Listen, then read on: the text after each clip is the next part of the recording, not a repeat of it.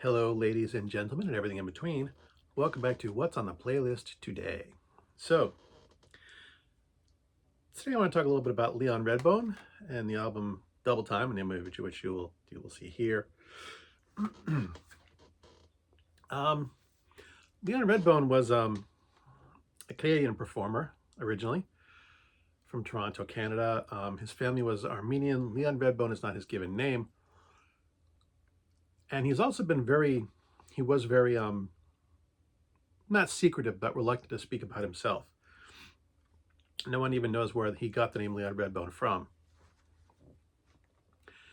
He began performing in the late 1970s.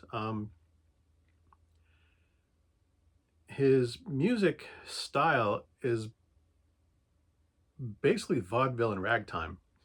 Um, is the only way to really describe it. I have commented frequently that while I have my favorite styles of music, my music collection contains a little bit of everything. And the fact that I've got some Leon Redbone in there is a pretty good example of that, in my opinion.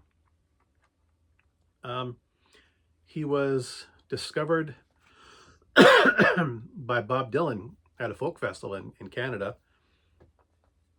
And Bob Dylan was so impressed with him, and he actually mentioned him to Rolling Stone magazine, who then kind of picked him up. Uh, he was actually being talked about in the music industry before he even got a record deal.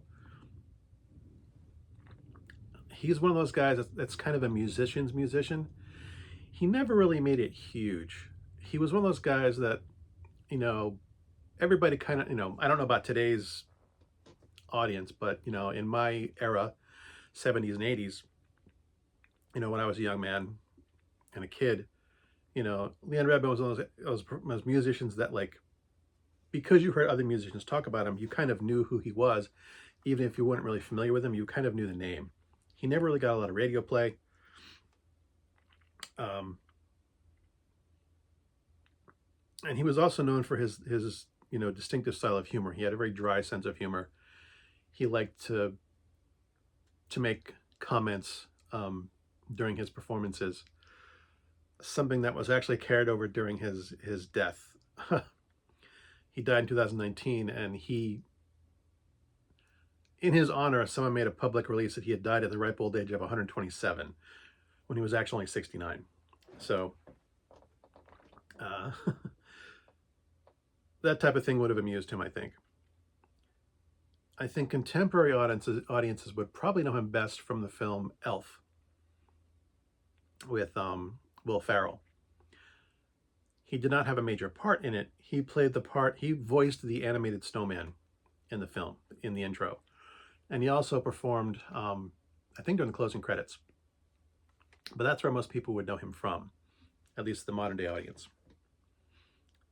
Double Time is probably one of his better known albums of what little is that I think people know about him.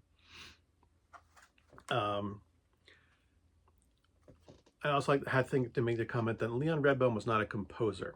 He was a musician. But almost all the things that he performed were cover songs. Another comment about him is that he didn't rehearse with band members. He also didn't write set lists. He would just go out on stage and just play whatever he felt like playing. He didn't write down, like most musicians when they perform, they write down the songs they're going to play, and it's like a little placard that only they can see, usually on the back of a speaker or something on the stage or on the floor of the stage. Leon Redbone didn't write set lists. He just got on stage and played, and the band whoever he played with him had to keep up with him. He was known for his signature Panama hats, sunglasses, and his suits. Anywho, the album itself. Talking about his sense of humor, songs like Diddy Wat Diddy, Chic of Araby, definitely showcase his style of humor. Shine on Harvest Moon is an old classic. Not necessarily ragtime, but Crazy Blues, Mississippi Delta Blues. Mr. Jelly Roll Baker, another amusing little song. Mississippi River Blues, Winnin' Boy Blues. If We Never Meet Again This Side of Heaven is more melancholy. So I did mention ragtime, but he's ragtime and blues. A lot of blues stuff on here, or blues adjacent, I guess you would say. It's his style really is kind of unique. I mean, like I said, it does bring in some ragtime elements and some blues elements, but he really did have his own way of performing. Uh, the only reason I really know about Leon Redbone is because my father listened to him. He is one of those artists that I was introduced to because of my parents. Like I said, he didn't get a lot of radio play. I would occasionally hear a couple of his tunes. I have mentioned that the radio station that was most popular in the area of my childhood was run by a bunch of stoners, and they would play whatever they felt like. So they did occasionally play something on Redbone, but I think that's really the only way he got any radio play or much radio play. Wasn't because his music never charted. It really never did. This album, being one of his most popular, never hit the Billboard charts. I think it topped it like in the 300s, somewhere there. So it wasn't really prominent. The only radio play it got was from DJs who happened to like his music and would stick it on there anyway, you know, whenever they could fit it in. I wouldn't say he's one of my favorite performers.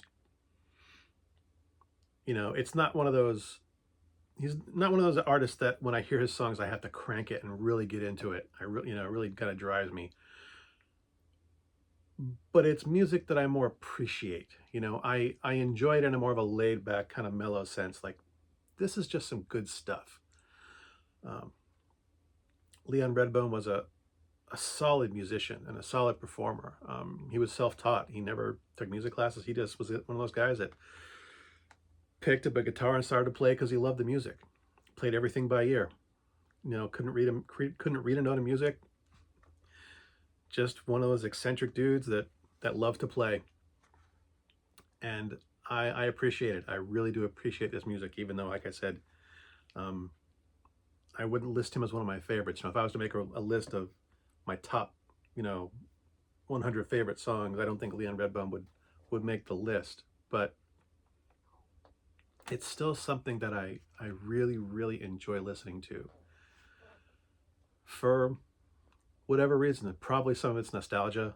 You know, it's music I grew up listening to, you know, on at my parents' knees, so to speak. Music was big in my household growing up. Both of my parents loved music. My mother comes from a musical family, a family of musicians, and my father does not. He loved music even though he couldn't carry a tune in a bucket. He just loves music. So music was always very prominent in my childhood. And I grew up appreciating a lot of the stuff that my parents listened to, and Leon Redbone is one of them. And it's also one of those things that I'm not sure I would recommend to other people, not because it's bad, just that the style of music is out of vogue. It is very old-fashioned. But having said that, like I said, he is a solid performer. He is a good musician. And he loved to play. He loved doing what he did. And that came through in his performances. He really, really had a passion for what he did. And I think that helps kind of, I don't want to say elevated, but I guess it's the only way I can describe it. It elevated his performance. It wasn't just rote for him. He really put himself into his music. In spite of the fact that he never wrote any of it. He found music that he loved and he played it. And he had fun doing it. And for that, I think it's worth a listen. If for nothing else. You know, he was influential to other people. He was one of those musicians that never made it big on his own, but other performers that are famous, that we all know and think are awesome, liked this guy and liked his music and were inspired by him.